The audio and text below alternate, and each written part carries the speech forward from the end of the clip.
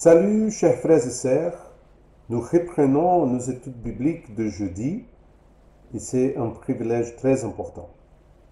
Nous allons commencer aujourd'hui cette étude que nous appelons chrétiens contagieux. Je vais montrer. Il est basé sur un livre que je lus il y a des années. Et ce livre a révolutionné ma perspective sur l'évangélisation. Je crois qu'il nous aidera à accomplir la mission de Jésus. L'évangélisation n'est pas un monstre à sept têtes ou une tâche réservée aux professionnels comme pasteur, l'évangéliste, un missionnaire, mais la mission de chaque croyant. C'est pour ça qu'aujourd'hui, nous allons commencer notre étude avec la première leçon. Les gens sont importants pour Dieu. Commençons par lire un passage biblique. C'est le texte d'Éphésiens chapitre 2, versets 8 à 10. Il dit la parole de Dieu, « Car c'est par la grâce que vous êtes sauvés, par le moyen de la foi. Cela ne vient pas de vous, c'est un don de Dieu. Ce n'est pas le fruit des œuvres que vous auriez accomplies. Personne n'a donc de raison de se vanter. Ce que nous sommes, nous le devons à Dieu, car par notre union avec le Christ, Jésus, Dieu nous a créés par une vie riche des œuvres bonnes qu'il a préparées à l'avance afin que nous les accomplissions. Dieu nous atteint par la grâce. Et en tant que personne atteinte par la grâce divine, il veut que nous soyons des personnes contagieuses, influenciant la vie de ceux qui nous entourent. Je crois que chacun ici désire être utilisé par Dieu, même si parfois il n'est pas sûr du comment le faire ou des risques que cela comporte. Rien n'est aussi gratifiant que de révéler l'amour et la volonté de Dieu à quelqu'un. Mais cela ne se produira dans nos vies que si nous élevons le niveau de notre motivation. Et la manière de le faire est d'acquérir la perspective de Dieu sur la question. Je voudrais travailler maintenant sur deux leçons importantes. Avez-vous déjà entendu parler du principe anthropique? Ce principe stipule comme ça. Lorsque nous regardons le monde qui nous entoure, il semblerait, du moins à première vue, que l'univers ait été conçu d'une manière ou d'une autre pour soutenir et nourrir la vie humaine.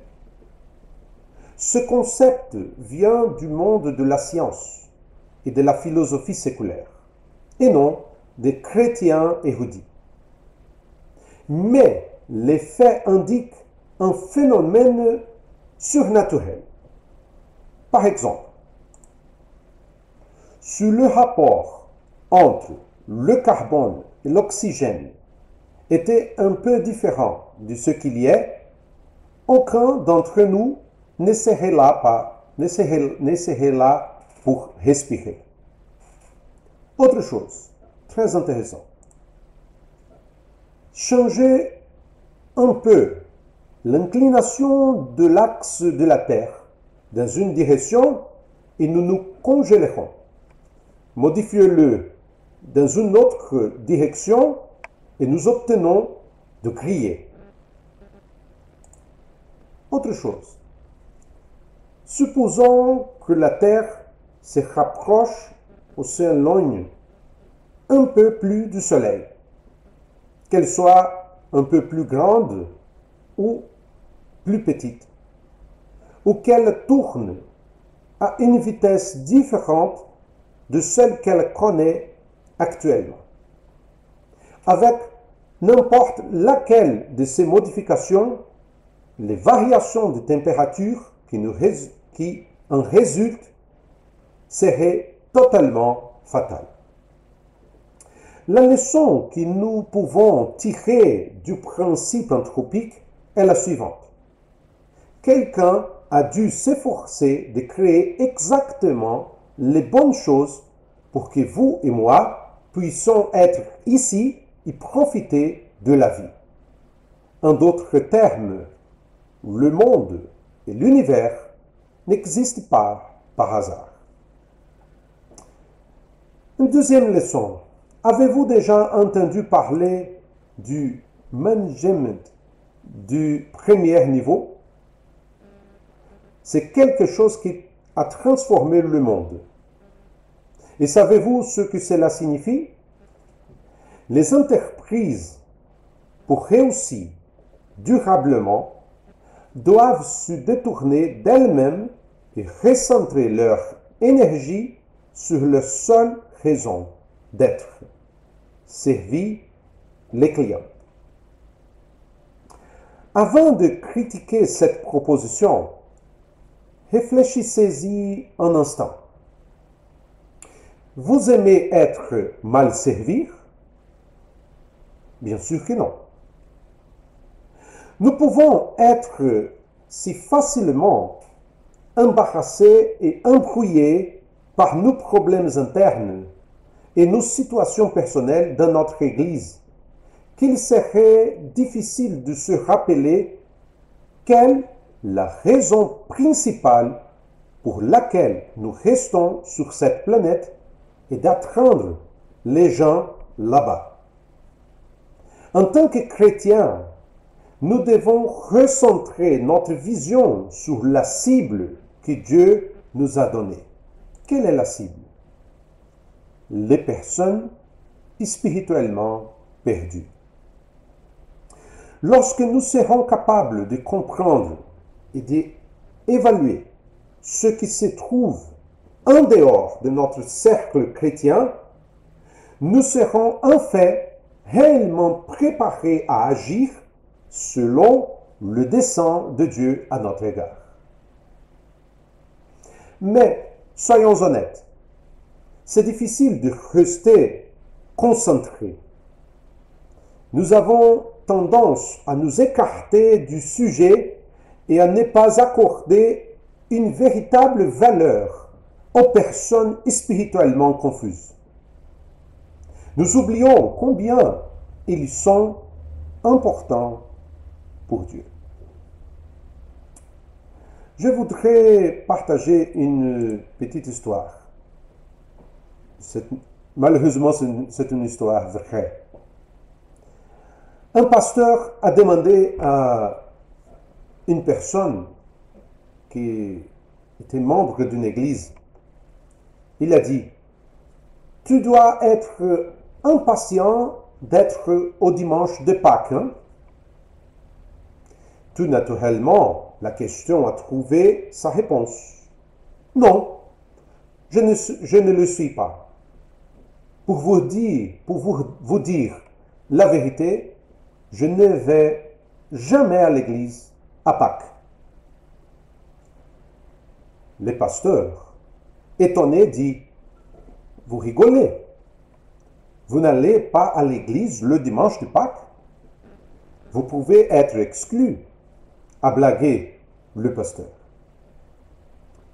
Sans beaucoup d'humour, l'homme répondit avec véhémence, « Je ne vais pas à l'église à Pâques parce que je ne supporte pas de voir tous ces visiteurs. Vous savez, les membres annuels, tous ceux qui ne viennent à l'église qu'une fois par an. Ils se décorent pour arriver et je n'en tout dans mon église, surtout le parking. Qui ces gens pensent-ils tromper? Ils ne me trompent pas. Ils ne trompent pas. Ils ne trompent certainement pas Dieu. Cela m'a tellement gêné au fil des ans que j'ai tout simplement cessé d'aller à l'église le dimanche de Pâques. Je ne vois pas l'utilité de ces visiteurs. Nous pouvons être horrifiés pour cela. Et pourtant, nous pouvons tomber dans le même jugement. Nous avons tous tendance à théoriser sur ce que Dieu aime ou n'aime pas. Et avant de nous en rendre compte, nous avons réduit notre propre liste mentale de ce que Dieu apprécie vraiment à notre propre petit groupe d'individus sélectionnés qui nous ressemblent. Dans cette liste, pratiquement personne de l'extérieur n'est inclus. Vous voyez le danger? Si ces personnes ne sont pas si importantes pour Dieu, pourquoi ferions-nous l'effort d'essayer de les atteindre? Ce genre de problème n'est pas nouveau au sein du peuple de Dieu. Dans plusieurs passages de la Bible, nous voyons ces attitudes répétées. Enfin, l'une des questions centrales du ministère de Jésus a été la tentative de changer le regard de ses supposés disciples sur ceux qui n'appartiennent pas à la famille de Dieu. Rappelez-vous que Jésus, lorsqu'il prêchait, était entouré d'une foule de personnes non religieuses, des visiteurs, des indésirables, des non-convertis, des personnes spirituellement confuses, moralement défaillantes et malades. De l'autre côté de la rue, il y avait une poignée de chefs religieux qui secouaient la tête en discutaient entre eux. Ils s'y plaignaient de Jésus, que s'il était le Fils d'un Dieu saint. La question était comme ça. Comment se tient-il à côté des personnes de ce genre? Lorsque Jésus s'en est aperçu, il a fait se déplacer toute la foule vers le groupe saint. Et d'un ton ferme, il a commencé à raconter une série d'histoires pénétrantes et puissantes. C'est pour ça que je vous invite à ouvrir votre Bible à Luc chapitre 15. Parce que dans ce texte, Jésus va parler de 3 paraboles.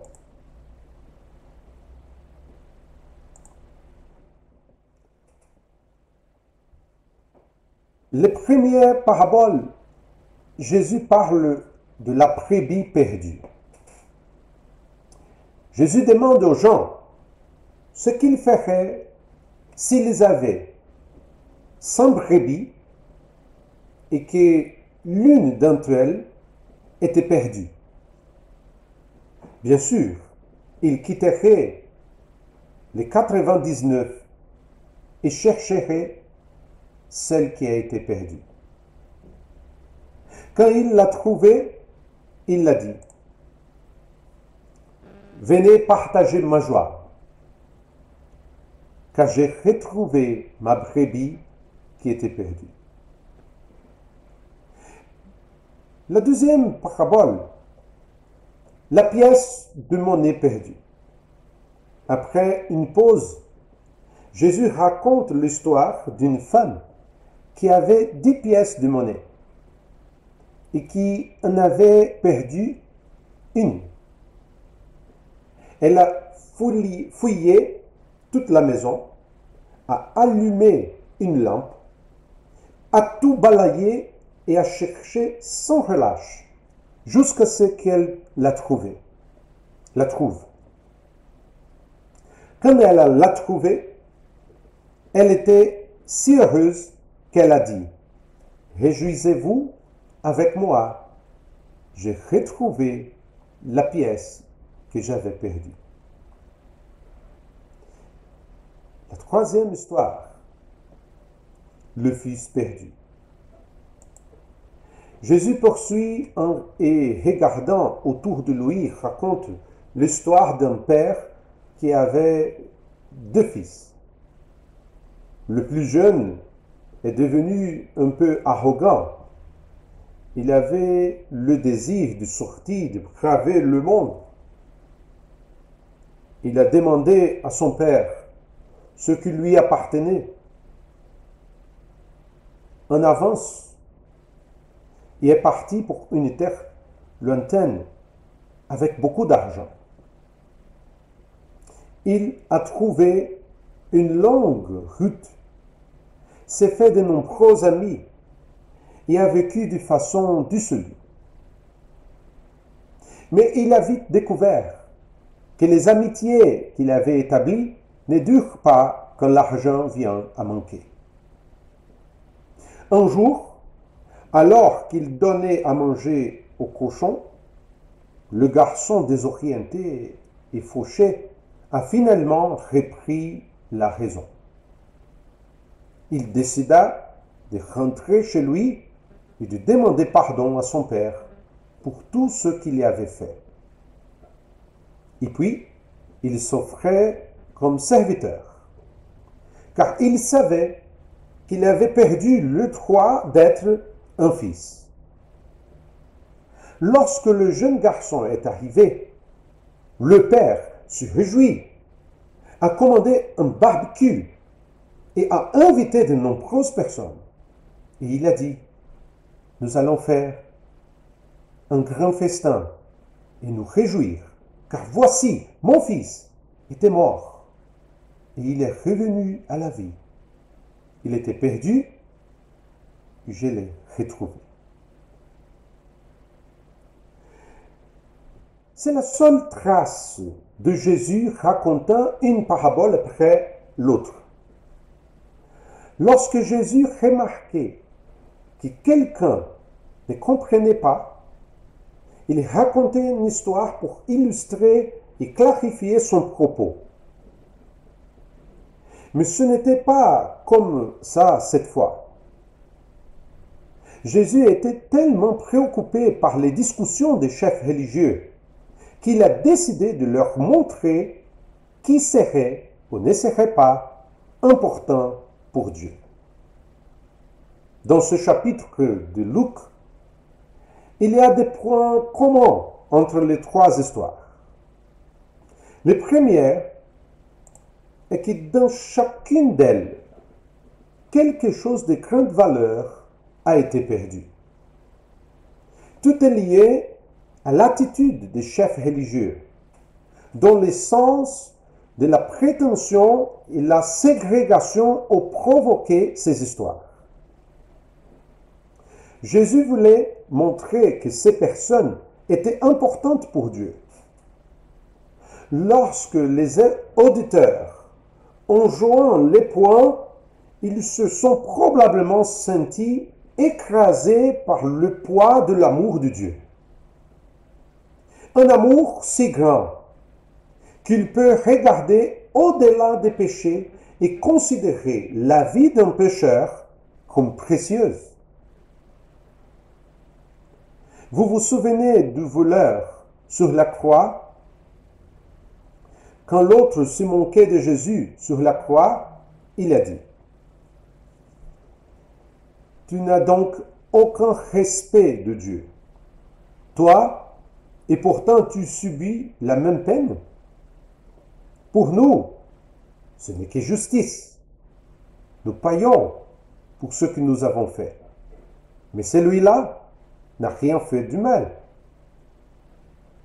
Puis il ajouta: Jésus, souviens-toi de moi quand tu viendras régner.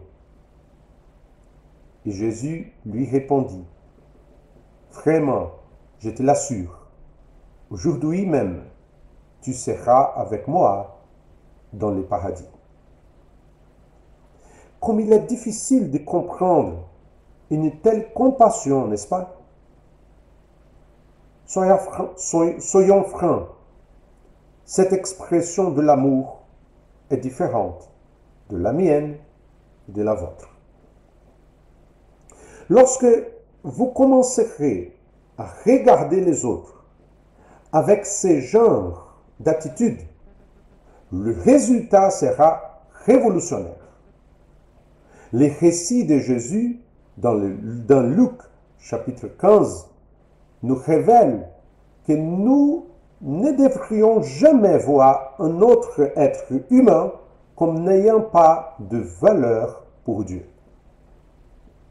Lorsque ce fait envahira le cœur de votre être, vous ne serez plus jamais le même. Vous serez déconcerté par l'entendu, la profondeur et la largeur de l'amour de Dieu. Très bien, je crois que les gens sont importants pour Dieu. Mais combien? Le deuxième fil conducteur permet de clarifier la question. Il y a dans les trois histoires racontées par Jésus un point commun. Celui qui était perdu était suffisamment important pour mériter une recherche complète. La brebis était perdue. Le berger est parti à sa recherche jusqu'à ce qu'il la trouve. La pièce était perdue. Et la femme s'est mise à la chercher jusqu'à ce qu'elle la retrouve. Dans l'histoire du fils prodigue, le père s'est retenu parce qu'il respectait la liberté de son fils et voulait qu'il apprenne de dures leçons. Mais ses yeux étaient fixés sur l'horizon, attendant le jour où son fils rentrerait à la maison.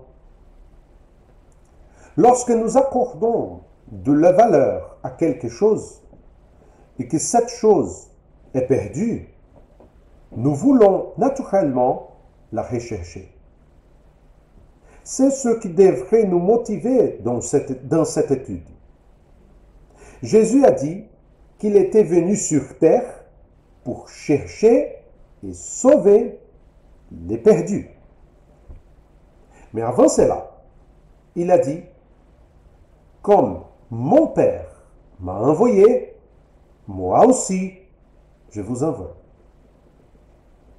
Nous devons être conscients que nous sommes ici dans un but plus élevé que de payer des factures, faire une carrière, aimer notre famille et remplir notre rôle d'honnête citoyen. De nombreux chrétiens, même en venant à l'église, ont le sentiment que quelque chose leur manque encore. Dieu sera adoré au ciel pour l'éternité. Mais pendant que nous sommes sur terre, nous pouvons adorer Dieu par notre amour pour les perdus. Qu'est-ce qui manque dans la vie de tant chrétiens qui réclament une satisfaction dans la vie? Apprenez ceci. Si vous voulez avoir une vie satisfaite et pleine en tant que chrétien, Dieu veut que vous deveniez un chrétien contagieux. La question qui se pose naturellement est la suivante. Qu'est-ce que j'y gagne? Nous aurons la réponse à cette question la semaine prochaine. Mais nous pouvons vous assurer que la diffusion de notre foi aux autres est une proposition bénéfique pour tous. Et le dernier point commun de ces histoires est que les récupérations ont résulté dans la joie. Dans chaque histoire, il y a eu une célébration. Vous rappelez-vous où et quand vous avez accepté Christ comme sauveur? Selon Luc chapitre 15 verset 10, ce qui s'est passé après cela était une célébration cosmique, un grand festin céleste dans lequel le nom du fêté était sur une bannière. Le nom était le mien, le vôtre. Pouvez-vous voir à quel point vous êtes précieux pour Dieu? Maintenant, si vous vous sentez déjà heureux de cette vérité, vous ne pouvez pas imaginer la joie d'être un instrument de Dieu, d'être quelqu'un qui conduit les autres plus près de Christ. Rien n'est comparable à l'aventure d'être utilisé par Dieu pour transmettre son amour, sa vérité et sa vie de manière contagieuse à d'autres personnes qui sont particulièrement importantes pour Dieu. Alors, chers amis, au travail, que Dieu nous bénisse et à la prochaine. Dieu vous bénisse et vous garde.